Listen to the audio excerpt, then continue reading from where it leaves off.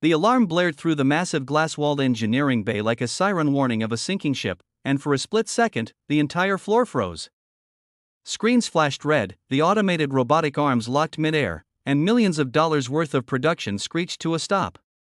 Sunlight poured in through the wide skylights, illuminating wires, metal components, scattered blueprints, and the pale, terrified faces of engineers who knew exactly what this meant. The product demo was in 3 hours, investors were already landing their private jets, and the malfunction on Line 4 was so catastrophic that even the senior engineers whispered to each other that it was over. But for R.F. Keston, the single dad who stood quietly in the corner tightening a panel on a supply drone, this moment was the beginning of something he never expected, a test of courage, skill, and a father's quiet determination. Before the story unfolds, if you believe in kindness, second chances, and stories where ordinary people rise in extraordinary moments, please like, comment, share, and subscribe to Kindness Chronicles. It truly helps us keep bringing you inspiring stories. Arv wiped grease off his hand with a cloth already decorated in stains from a dozen previous shifts. He wasn't supposed to even be in this room. He was a maintenance technician, contract staff, not an engineer, not part of the corporate teams who wore crisp shirts, expensive watches, and walked with the confidence of people who believed the world answered to them. But he was here on overtime, hoping to save enough extra money to pay for his 8-year-old daughter Myra's school trip. She'd been begging him to let her join. He had planned to finish early, pick her up from school in the afternoon sunlight, and maybe treat her to the popsicle she loved. But now everything had changed. The CEO, Grayson Volt, marched into the chaos like a storm in a navy suit. His reflection flashed on every polished surface, cold eyes, jaw tight, irritation radiating off him like heat waves. 30 of the company's best engineers circled the malfunctioning line, speaking in hushed, panicked technical phrases. But Grayson didn't care for excuses, he cared only about the power of a company built on his name. What happened? He barked, striding toward the chief engineer, who swallowed hard before explaining that the fully automated line, designed to assemble their most advanced solar-powered delivery drone, had short-circuited in several interconnected systems. The central node wasn't communicating with the arm sensors. If they didn't fix it, there would be no demonstration. No demonstration meant no funding. No funding meant bankruptcy. Grayson raised a hand sharply. I don't need the whole encyclopedia. I need one sentence. Can anyone here fix it? The room went dead still. 30 engineers, 0 solutions, and then Grayson scoffed, incredulous. You're telling me 30 of the highest paid minds in the country can't fix a line built for efficiency? Brilliant. Absolutely brilliant. Arif kept his head down, but he felt the tension in the room like static electricity. His heart tugged a little. Not for the CEO, but for the rows of hard-working employees who would lose their jobs if the company collapsed. People like him. People who depended on hourly wages.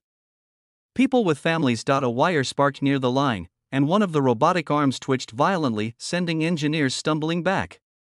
Grayson stepped forward, looked at the mess, then laughed bitterly. Well, if any of you are a genius, fix it, please. Enlighten me. His tone wasn't a request, it was a mockery. Arif didn't know what possessed him to speak. Maybe desperation. Maybe instinct. Maybe the memory of Myra's hopeful little face when she asked, "Papa, will I get to go on the school trip?" Or maybe it was simply the knowledge that he understood this machine better than anyone realized, because unlike the engineers who designed the systems on screens, he had spent years repairing the physical machines used in real-world environments. He knew their quirks, their stubbornness, the way they breathed like living creatures. He stepped forward. I might be able to take a look. It was a gentle sentence, spoken quietly. But the room reacted as if someone had dropped a wrench onto a steel floor, sharp, sudden, echoing. Grayson turned slowly, eyes narrowing in disbelief. You? A few engineers exchanged glances. Someone muttered, "Isn't he maintenance?" Arif nodded humbly. "Yes, sir. But I've worked on these units during testing phases. I know their circuits, sometimes better than the schematics." Grayson stared at him for a long moment, then let out a short, sharp laugh. Unbelievable. This is who we have now. Fine. He stepped aside dramatically. If you're such a genius, fix it. The words were dripping with sarcasm, the challenge hung in the air, and Arif accepted it. He walked toward the silent assembly line, the sun's rays illuminating the floating dust particles around him. Engineers stepped out of his path, some skeptical, some curious, some too desperate for a solution to care who found it. Arif crouched beside the central node box, his hands moving through the tangled cables with familiarity born of long hours tending machines no one else wanted to repair. He wasn't rushed. Panic never helped circuitry. Machines responded to understanding, patience, and precision, qualities few people expected from him because they never bothered to look beyond his uniform. He removed a burnt fuse. He soldered 2 tiny points to bypass a broken relay. He traced the wiring to a corrupted sensor harness buried deep within the machine, hidden behind layers of outdated design choices. Minutes passed, engineers hovered behind him, whispering, taking notes without even realizing it. Grayson's mocking smirk slowly faded. When Arif opened the final panel, he saw the real problem. A malfunctioning microcontroller had cascaded errors downline, something only someone who knew how the system behaved, not just how it was programmed, would recognize. He replaced it with a spare from his toolkit, something he carried everywhere because machines had a habit of breaking at the worst possible times. He closed the panel, stood up, took a breath. Try it now. The chief engineer nervously tapped at the control console. The screens flickered. Code streamed across. The robotic arms lifted, moved, aligned themselves. A soft hum filled the room as the line resumed motion. The machine came alive, a fully operational, stable, perfectly synchronized. The room erupted, not in cheers, because they were too stunned, but in wide eyes and disbelief. Then slow, growing applause. Arif stepped back, overwhelmed, as more and more staff joined in. The sound grew until even the glass walls seemed to vibrate. Grayson raised a hand, silencing everyone. He stepped toward Arif, jaw clenched, face unreadable. What exactly did you do? The CEO demanded. Arif shrugged lightly, nerves fluttering in his stomach. Just listen to the machine, sir. Grayson blinked. For the first time, he really saw Arif not as maintenance, not as a uniform, but as a mind operating at a level no one had recognized. You fixed in 23 minutes what 30 engineers couldn't repair in 4 hours, Grayson said quietly. Who taught you this? Life, Arif replied softly. And necessity. He didn't elaborate that he once engineered small devices to help care for his late wife during her illness, or that he had left a prestigious university program years ago because he couldn't balance studies with raising a newborn alone. None of that mattered here. All that mattered was the machine worked. Investors arrived, the demo succeeded flawlessly in the bright afternoon light, the drone soared, gliding elegantly across the open testing field. The staff watched with awe.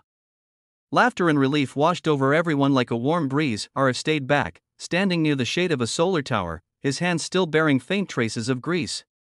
He didn't need credit. He didn't expect praise. He just hoped his overtime hours would count, but fate had other plans. After the demonstration, Grayson approached him again. This time with slower steps, softer eyes. You saved this company today, he said. And you saved thousands of jobs. I don't forget things like that. Arif shook his head modestly. I just did what I could. Exactly, Grayson replied. And that's why I want you on our engineering leadership team.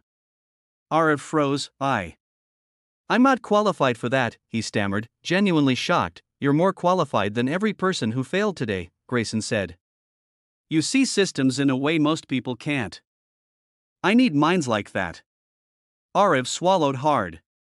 Sir, I'm a single dad. I don't know if I can. Then I'll make sure the schedule works around your daughter, Grayson said instantly. No parent should have to choose between work and family. And I owe you. For the first time, the CEO smiled, really smiled. Arif felt emotion rise like a tide in his chest. The weight of years, struggle, sacrifice, quiet perseverance suddenly lifted that evening. He picked up Mira from school in the gentle daylight. She ran to him, backpack bouncing. Papa. Did you finish work early today?